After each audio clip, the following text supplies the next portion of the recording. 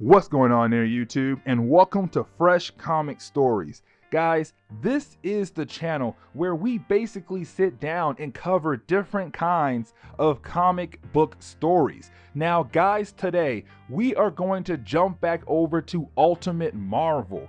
And the reason why is because we have been covering Ultimate Marvel for a very long time, but we have been covering Ultimate Spider-Man, the X-Men, Fantastic Four, Ultimates, and even some other mini-series stuff on the side. But guys, today we're going to pick up once again with the Ultimate X-Men, and we are going to cover the storyline The Magician. And guys, this is all about Elliot Boggs, the character who we just met 2 videos ago. This is all about him. And guys, we learned a lot about this character in this video. So guys, please leave me a like down below and also subscribe for more comic book stories in the near future. But let's dive into Ultimate X-Men, The Magician. Now, the story does start off with the X-Men fighting against the Friends of Humanity. Now, this is something I kind of want to sit down and discuss real quick, because when it comes to the Friends of Humanity in the main Marvel universe, they are basically the same thing you're seeing right now here in the Ultimate Marvel universe. They are a group of people who want to attack the mutant race. They want to kill off mutants. And so there's no real huge difference between the 2 universes when it comes to the Friends of Humanity. But in the main Marvel universe, they broke apart into different groups to attack the mutant race in different ways. For example, you had a group called the Church of Humanity to attack the mutant race through religion. Now, of course, back in the Ultimate Marvel universe, you have the X-Men fighting against the Friends of Humanity because right now they are trying to attack a random hospital, because this hospital decided that they are going to help out mutants if they are in need of medical help. And so you have the X-Men trying to defend this hospital. But while they're fighting against the Friends of Humanity, out of nowhere you have the group of this people basically turn into a big creature, meaning that he had no idea he was a mutant. And so with him being in high stress level right now, his powers manifest and he grew up to be some kind of huge, big looking monster. Now we jump back over to the X-Mansion and we pick up with Charles Xavier checking up on Jean Grey. Remember, in our Phoenix storyline, which was our last video, that she went crazy and turned into the Phoenix and almost killed Charles and Leandra. And so he kind of locked her up in the basement of the school in this room to protect the X-Men, but he tells her to protect herself. But we see that she is not liking the fact of being locked up in the basement. But when Charles Xavier leaves the room, she does see some goblin creatures around her, and they are talking to her, which could mean that maybe she is crazy, or this could be another aspect of the Phoenix. Now we do get a page of where basically we jump over to Dazzler, who is in the hospital because she is in a coma. Now you have Nightcrawler watching over her, and that is when she wakes up from her coma. Now this leads into Ultimate X-Men Annual 2, which is something I'm debating on doing. But honestly, when it comes to Ultimate X-Men Annual number 2, I feel like we probably should before we dive into the next X-Men story arc. But now we jump back over to the X-Men fighting against the leader of the Friends of Humanity, whose powers just had manifest. Now this story is focusing on Magician, aka Elliot Boggs, who just recently joined the X-Men, but you have all the X-Men get knocked out except for Magician, which of course it leads to him going one-on-one with this guy. But it's basically Magician doing what he did to the Brotherhood of Mutants, play around with them and then defeated them very easily. And he's doing the same thing here with this guy as well, play around with the bad guy and then end up defeating him, and the battle is all done. And so when the X-Men finally wake up, all they see is that Magician once again has saved the day. Now we jump back over to the X-Mansion and we pick up with Charles Xavier talking to Nick Fury. But this is Nick Fury asking Charles Xavier, can Magician join S.H.I.E.L.D.? That he believes he could do more alongside with the big league superheroes. But here's the thing that makes Charles Xavier question everything. Because at first, Charles Xavier asked why bring him a mutant to take care of, but then a couple weeks later asked to have him back. And Nick Fury says that he never met the kid and that he was never here at all in the past weeks. And that he just stopped by after meeting Elliot Boggs' parents, which is huge because when we first met Elliot, he was in a random mansion and he found his parents' dead bodies, which made it seem like he was the one who killed his parents.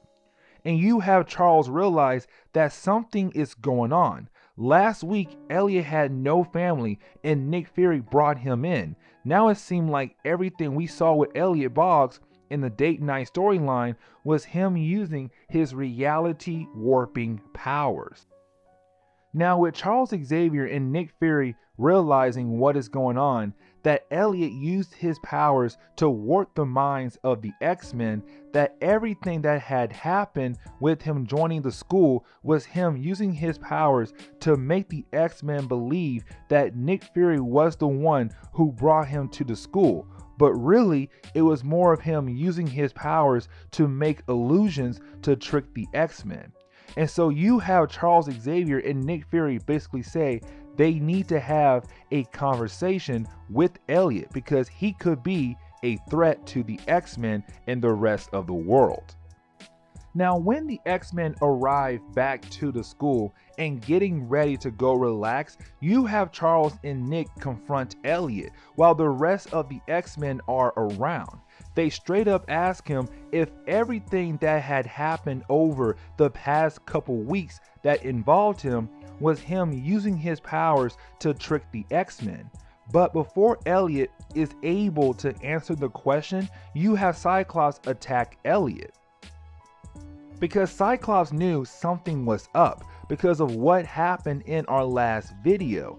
Elliot joined the school, and in a matter of seconds, he was eager to go on a mission. And then he was able to use his powers with complete control. Cyclops knew something was up, but the big problem comes when you have Elliot start to use his powers to change the memories of the X-Men. But luckily, you have Charles use his powers to make sure the X-Men don't forget that Elliot could be a threat, which then leads to an all-out battle between the two parties. But we come to find out the reason Elliot did all of this because he loved the X-Men. He idolized them. But while the X-Men are being taken out one by one, you have Jean Grey appear, but with the powers of the Phoenix. Now, the third chapter of this story, it does pick up with Jean Grey fighting against Elliot. It is a one-on-one battle here. But here's the big problem though. You have Elliot realize that he could possibly lose to Jean Grey. And so out of nowhere, he does summon the Brotherhood of Mutants. Now, this is where the X-Men realize something. They realize that he is able to make illusions as well, which means the fight they had back in the date night storyline against the Brotherhood of Mutants at Emma Frost's school was fake. It was him casting an illusion to make the X-Men fight against the Brotherhood of Mutants, but it was fake. And so now you have the X-Men realize that everything they've been going through the past couple weeks could have all been fake thanks to this man right here.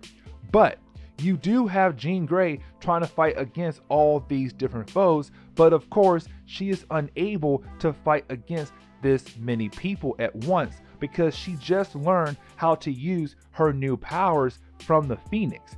But that is when she says, you know what? I'm going to bring in a second person on my side. And so she was able to break Wolverine out of Magician's trap.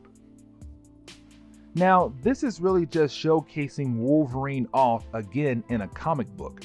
And really, when it comes to Ultimate Marvel, they really show Wolverine off a lot of times. And this is him once again doing what he does best. He is able to get through the illusions of magician and start focusing all his energy towards Elliot, which Elliot is trying his best to stop Wolverine, but he is having a problem using his powers to do that, which then leads to Wolverine basically stabbing Elliot right in the chest and with him disappearing.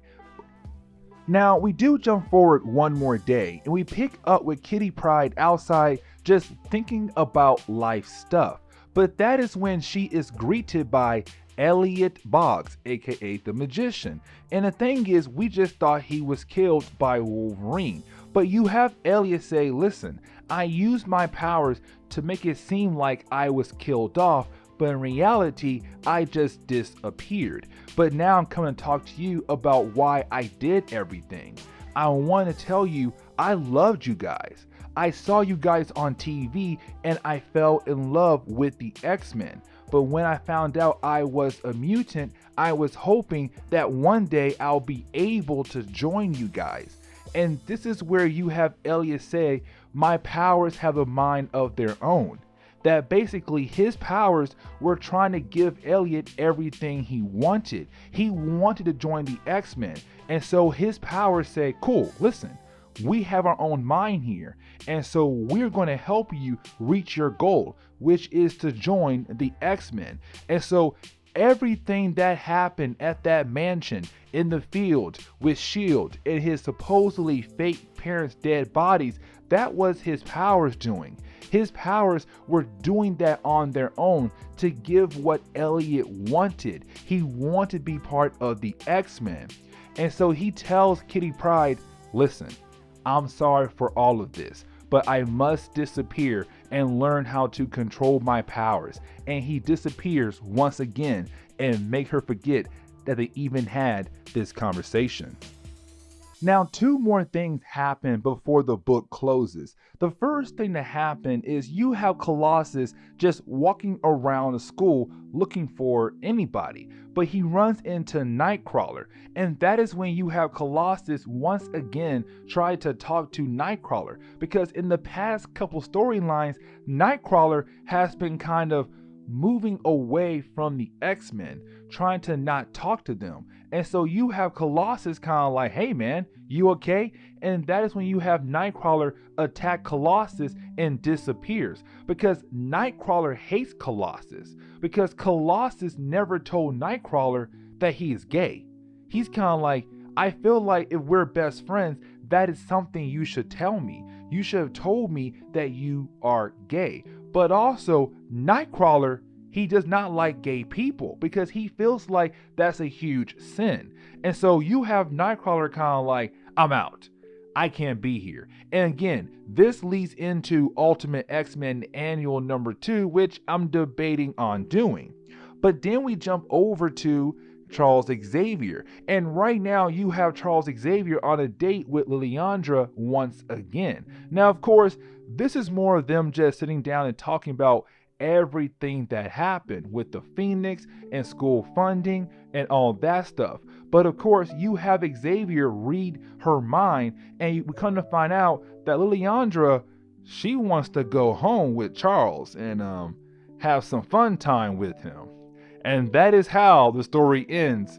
And guys, we can now possibly jump back over to Ultimate Fantastic Four. But guys, this is the end of today's video. So guys, please leave me a like down below and also subscribe for more comic book stories in the near future. Also, any suggestions on books I should read, well, let me know in the comments below, because you never know, your suggestion could be a future video down the road. But guys, I'm out of here, and I'll see y'all the next comic book video. Later, guys.